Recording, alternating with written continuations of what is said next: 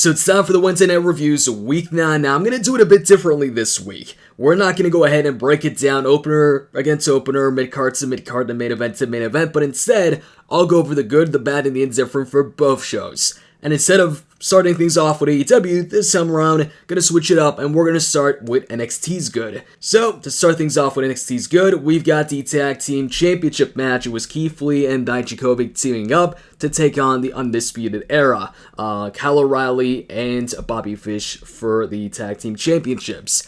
Now, for this match, I was rooting for Keith Lee and Dijakovic to win this. I was hoping they'd win. Unfortunately, that didn't happen. I was thinking maybe they go ahead and keep the momentum going for Keith Lee. I mean, he looked good at War Games. He looked really good at Survivor Series, being the last guy standing for Team NXT. But yeah, Undisputed Era end up retaining. But regardless of that, I still enjoyed the match. And the highlight for me, without a doubt, was it didn't even involve Kyle O'Reilly or Bobby Fish, but it was when Adam Cole tried to get involved and Keith Lee just went ahead and pounced them into the crowd. We've seen the pounce into another wrestler, into a referee, but I haven't seen it into a crowd yet, and Cole went flying. That was great. I love the pounce, period. See what I did there? If you know where that's from, who says that, let me know in the comments section. If you know, you know. Okay, moving on, Mansoor versus Shane Thorne. Now, this came as a surprise just because I feel like they only pulled out Mansoor for the Saudi Arabia shows, so I did not expect him here at all. So to see him, I was like, oh, wow, they actually used him on a non-Saudi Arabia show? Just like HBK was Mr. WrestleMania, Mansoor is Mr. Crown Jewel. But hey, I liked the match, man, and he was impressive in the match too. He ended up winning with a nice-looking neck breaker. Nothing to complain about this. This was a nice short match. Not everything needs to be long and super back and forth and a bunch of finishers, this and that. This was nice for what it was. And then Dakota Kai versus Candice LeRae. Another nice match. I was thinking with Dakota Kai now being a heel that she might start picking up some wins, because as a face, it just felt like she kept on losing. I'd say Candice LeRae too. Actually, the both of them, they lose more, it seems, than they win. But anyways, especially Dakota Kai. So, this match, like I said, I was expecting Dakota Kai to win. I love the chiropractor, and I was thinking she was going to get the win there, but Candice LeRae kicked out. I feel like that should be her finisher. That's a nice looking move, and it's got one of those play on words, finisher names, like Bailey to Belly, but it's a lot better than the Bailey to Belly. So, yeah, nice match.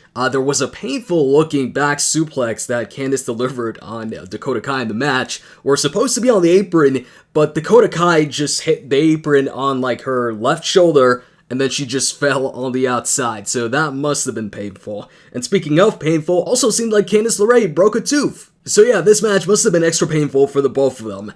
But anyways, we get a DQ finish when Dakota Kai just goes ahead, grabs the knee brace, and hits Candice LeRae with it. Referee sees it, and then she tries to go for a post-match attack, but then Rhea Ripley comes in for the save. This was good. And then another solid one was Lio Rush versus Akira Tozawa. Now, this was expected. The matches, or the Cruiserweight matches that I've seen so far from NXT have been really good. I didn't see the triple threat match at Survivor Series, the Cruiserweight Championship match, so I can't compare this to that, but I enjoyed this. I thought it was good. I did think it was predictable. I don't think anybody expected Tozawa to win, but this was one of those situations where, despite it being kind of predictable, you were still entertained by it. My only minor complaint is Lio Rush going for his finisher twice to take out Tozawa. I'm one of those guys that like it when matches end, for the most part. Most matches, not all, end with one finisher. Most normal matches on TV and such, and then maybe for pay-per-views you pull out to maybe 3 finishers if it's somebody really tough. And in this case, I feel like he should have maybe saved that for maybe a bigger opponent, somebody with more durability or something like that. Then you pull off 2 finishers to make sure that you take him down. Aside from that though, good stuff. And finally, the main event also finds itself in the good position. Ciampa versus Finn Balor. Honestly, I didn't know who was going to win this. I was like, Ciampa could use this because he's, probably going to be next in line for Adam Cole's championship. But at the same time, Finn just came into NXT. He's got a win over Riddle. They might want to go the undefeated route for a little bit with him or something like that. So this was a pretty unpredictable match. It was an enjoyable match, and at the end when Adam Cole came out, man, you had a bunch of false finishes. I don't know who was gonna win. This guy rolls up this guy rolls up this guy. I'm like, oh, Ciampa might still pull it off. Oh no, Finn's gonna pull it off because of Cole's distraction. And at the end, Adam Cole goes ahead and kicks Ciampa, so he gets involved once again. and Finn Balor goes ahead and hits the 1960 for the win. I'm actually glad there was a finish to this match and not like another DQ finish, because they already had a DQ finish with Dakota Kai versus Candice LeRae, so it was nice that they went with an actual finish, somebody actually winning in this one. And then afterwards, Adam Cole and Finn Balor, looks like they're buddy-buddy, but then bam, Pele kick out of nowhere, just like he did to Johnny Gargano. So he's not with Adam Cole, he's not with the Undisputed Era, and he's definitely not with Ciampa and the good guys. He's on his own, he's a lone wolf. Not Baron Corbin, though. So, yeah, that was a great main event. And that's it for the good, man. As far as the bad, I didn't put anything in the bad. As far as the indifferent, I'd say the Xia Li squash match, it was a squash match.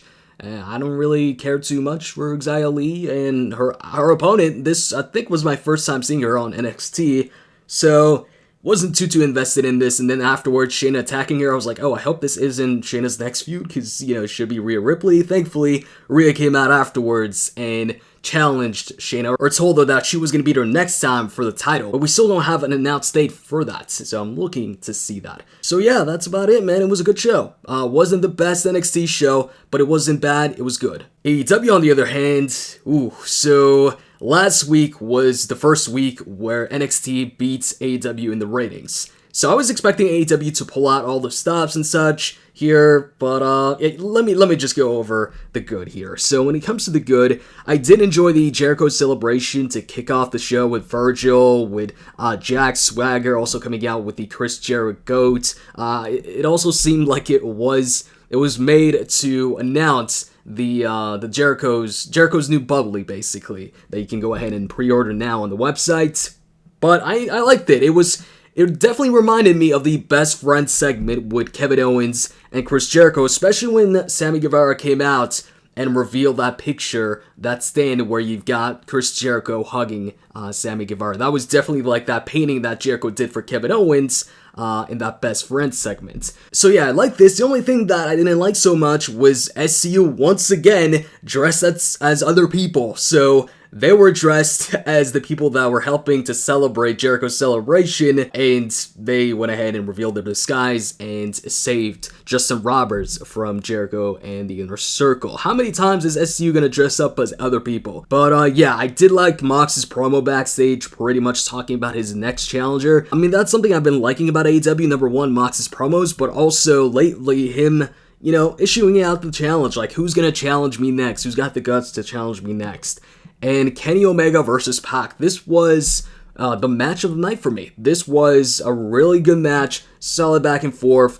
This wasn't a finisher fest or anything like that. In fact, it ended with a roll-up.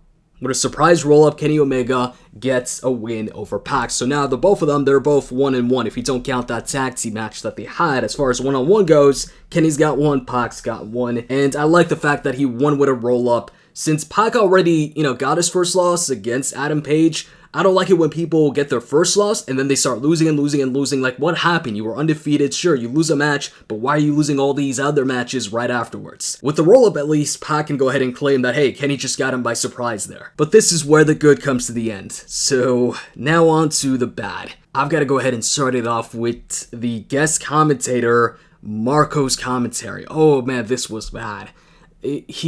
I think he was really nervous. He sounded like somebody really nervous that it wasn't doing commentary, but was like, in a situation where he's not really comfortable, where he's maybe talking to people and he doesn't really know these people, so he's just agreeing and saying things. And you could hear JR trying to get him to speak like, hey, Marco, this and that, trying to get him to say something throughout, the match that he was commentating, which was Lucha Bros versus Best Friends. But yeah, they should have brought out Golden Boy. I don't know if he wasn't available or something like that, but Golden Boy's good, so they should have brought him. And then also in the bad, the women's tag team match with Emi Sakura, Bria Priestley versus Sheeta and the new girl. I miss her name. I don't know what her name is. You guys tell me in the comment section. Really, the best way I would describe it is boring. This sucked. And them having Emi Sakura pick up the win, so the heel team beat Sheeta's team, that was also really odd. Isn't Sheeta next in line for Rio's championship, women's championship? So why is she losing to Emi Sakura, the person that just lost to Rio in a championship match on pay-per-view, who shouldn't be or is probably not going to be her next challenger unless they decide then to go for like a multi-women's match or something like that. I just really didn't like this. And then when it comes to the indifferent, I've got to go ahead and put Lucha Bros versus Best Friends here. Definitely wasn't one of Lucha Bros' best matches. It was alright. I felt like the wrong people won. Best Friends won. Them losing to a team that's been losing so much, I don't know how I feel about that. I'm just going to put it in the indifferent here. And also the commentary, I've got to be honest here, the commentary kind of also bring it down. And then the Cody squash match, followed by the debut of the Butcher, the Blade, and the Bunny, who's Ali under like a bunny costume. And this was just weird. They attack Cody Rhodes. We were thinking that Cody was going to call out MJF and we were going to get something there. But no, they debut, they come out from under the ring and they attack him. And the funny thing is, JR was also confused. He didn't know what was going on, and I felt the same way, and I'm pretty sure a bunch of other people also felt the same way. Like, who are these people? Why are they attacking Cody? MJF is not even there. Are they with MJF? I don't know what's going on, so I'm just going to put it in indifferent. It wasn't great or anything like that. And then MJF versus Paige. This was just alright. It was supposed to determine the first ever Diamond Ring winner. It wasn't, it didn't feel that big of a moment.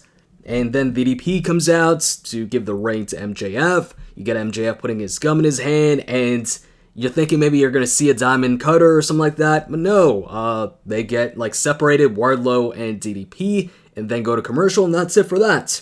And then you get Dustin after commercial cutting a quick little promo, and then he quickly gets interrupted and attacked by the Inner Circle, and then the Young Bucks come out, and they all go ahead and hit Shattered Dreams simultaneously on members of the Inner Circle.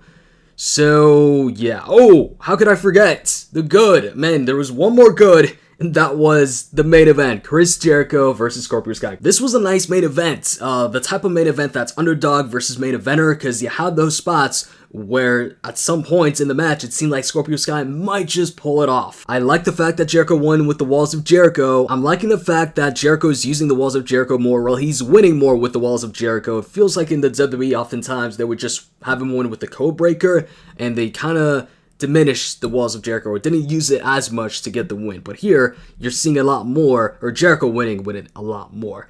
So that was cool. And then after the match, he goes for a post-match attack. Once again, Walls of Jericho, but then Jon Moxley's theme hits, and he comes out, but he just stands there in the crowd. He slowly walks down, but he doesn't get in the ring. And the commentators go over how Jericho is probably going to have something to say about that, about Jon Moxley coming out like that next week. So yeah, that's probably what we're going to see next week, Jericho addressing that, and it seems like maybe he's going to be Jericho's next challenger.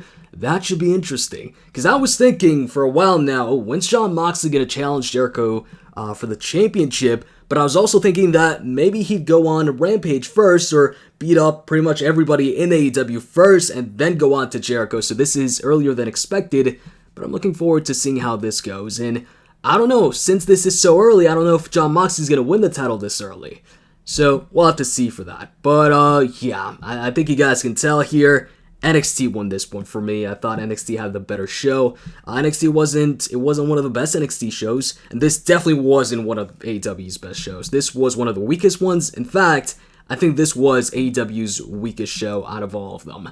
So, in the comments section, let me know what you guys thought of the shows. Hope you guys enjoy this, and I'm out. See ya.